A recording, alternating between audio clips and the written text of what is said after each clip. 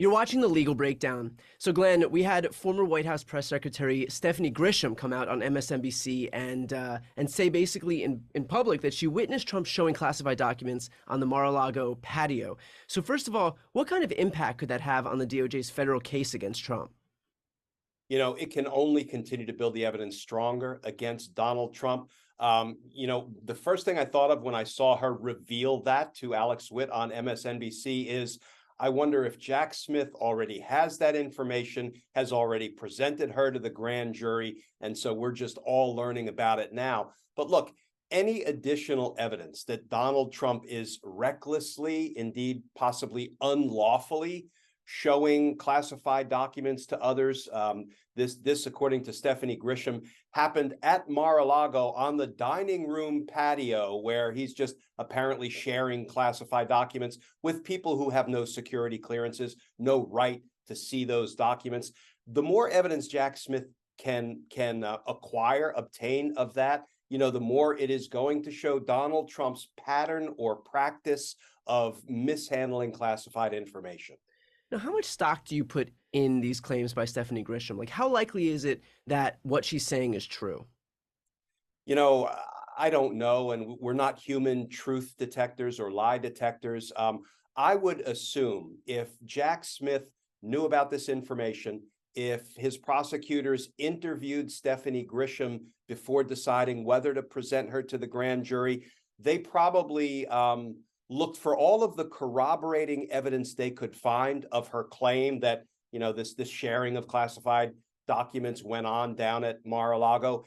Because I'll tell you, Brian, when I was trying to decide who to present to the grand jury, I had to really satisfy myself that they were providing truthful, accurate information to the best of their ability. Because frankly, it is every ethical prosecutor's nightmare that you're going to put people before the grand jury, or even worse, you're going to call them to prove your case at trial.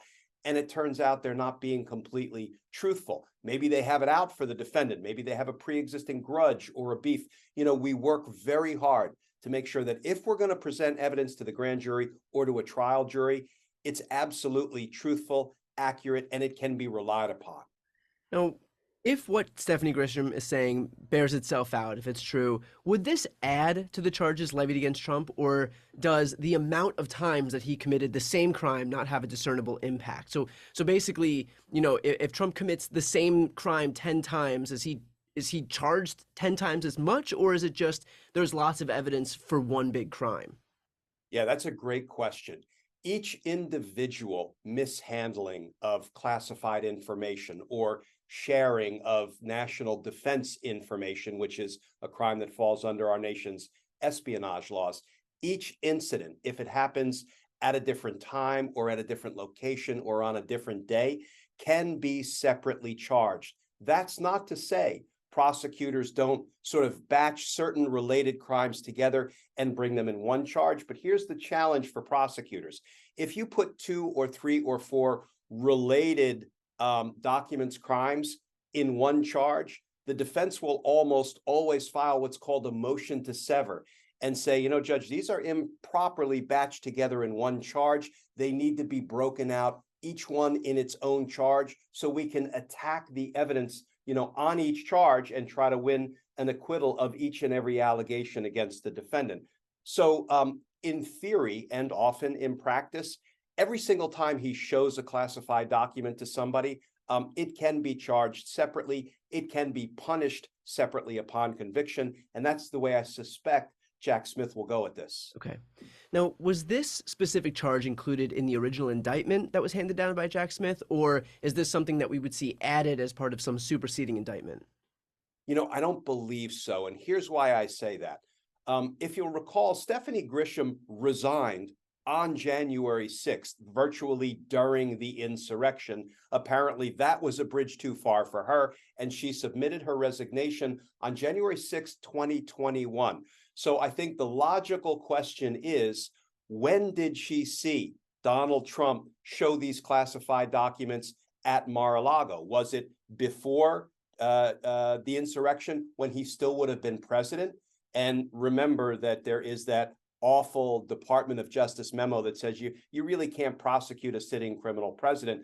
And if he was showing documents to other people while he was president, he might not have the same criminal exposure that he has when he steals those documents when he leaves the White House and begins to show them to others after a point in time when he could have even declassified them. So I think the devil's probably in the chronology here. Is this something that happened while she was still a member of Donald Trump's staff, such that he was still president, or did it happen after? I think one thing we can infer is that after she submitted her resignation on January 6th, do you think she was still welcome at Mar-a-Lago, palling around with Donald Trump and company?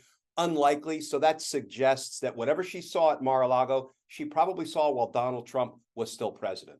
Now, if Jack Smith does ultimately decide to do something with this claim handed down by Stephanie Grisham, when would he need to do that so as not to delay this case? Good question. So the longer you wait to add charges in what we call a superseding indictment, the closer it gets to the original trial date, the more problematic it becomes. Because what will the defense attorney say?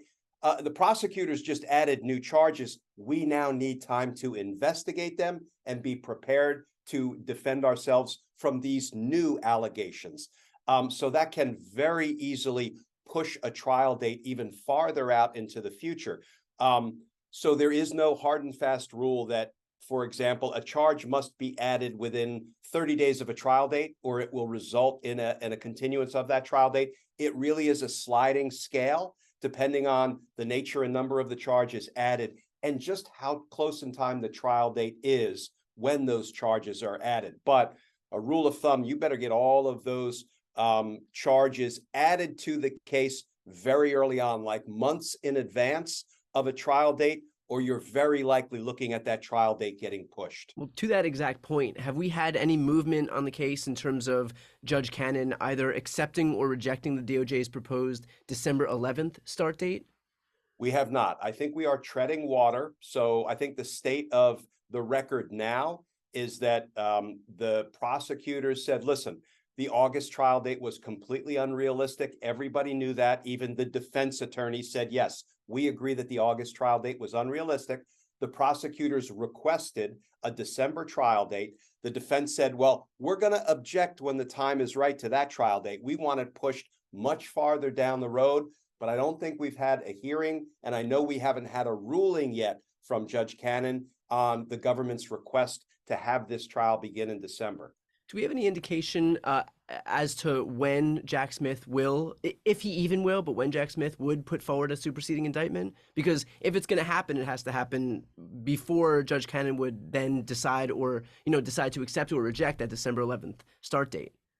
I think we have zero idea about whether Jack Smith will be prepared to issue a superseding indictment tomorrow, or he won't be prepared to issue one for the next 2 or 3 months. We really have no idea. It seems to me that given that he's pulled in the Giulianis of the world for what we call a proffer session, which is one of the last steps before he decides what to do with Giuliani, either indict him or have him plead guilty with cooperation. Of course, he's grand juried Trump's lawyers. Much grand juried the vice president. It really feels like we're sort of moving to the end game for Jack Smith, but it really doesn't tell us much about the timing of the superseding indictment. All right, let's finish off with this. And this is let's get your $1 betting limit into play here. But do you anticipate that we will see this first federal trial against Trump start on December 11th, or do you anticipate that it'll be later? Yeah, I don't even think I'd put 50 cents on this trial starting in December. If I had to bet my buck, I would say probably late winter, early spring, maybe March, April timeframe. I do think Jack Smith will be sort of keenly aware of the upcoming presidential election. So he'll probably try to make sure that trial starts early in 2024. I don't think it will linger as late as the summer of 2024, but I don't think December is all that realistic. Okay, and finally, let's end with this. What is the next major milestone that we'll be looking toward in this case? So I think Judge Cannon has set on a status hearing on the prosecution's request for a December trial date and the defendant's objection to that. I believe she set that next hearing for sometime in July. I don't remember the specific date. But in the event we don't have another indictment issued before then, I think that's when we will begin to learn more about at least the timing of the documents case moving forward. Okay, great. Well, for anybody watching, obviously, if you want to stay on top of that as soon as it happens, make sure to subscribe. The links are right here on the screen. I'm Brian Tyler Cohen.